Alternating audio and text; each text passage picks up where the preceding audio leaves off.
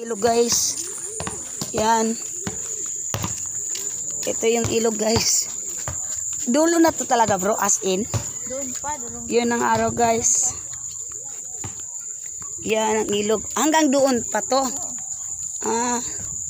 Yan guys, oh, ilog. Yan. Yan ang ano natin guys, oh. May ilog dito. Yan. Yun, oh. Pispan yan siya, pispan. Ayan, pispan daw yung ang araw bro. Yun ang araw guys. Pero umaambon, may araw, umaambon. Yun guys, oh. Ilog guys. Yan. Meron pa sa dulo nito guys, may dulo pa. Water lily yan, di ba? Oo. Ano, kangkong yung binibenta. Oh, yan yan. Binibenta sa palengke. Oo, ang dami dito. Hanggang, meron pa nga dito. Ewan ko saan mga palengkean nila ano. Yan po.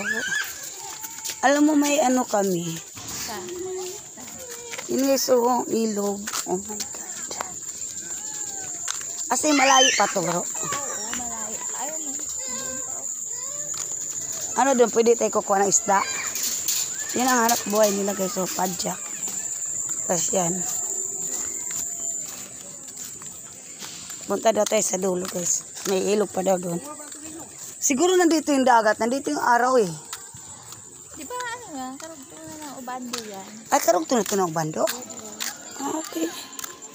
Kasi nandito yung araw eh, nandito yung dagat. Kasi kung saan yung araw, doon din yung dagat. Basketball court. Tingnan nyo guys, oh. Yan na. Bakit? Magsama kasi maganda. Yan guys, oh. Bahay. Bahay nakapatong sa ilog. Yan, oh. Oh my God. Ilog guys. Yan.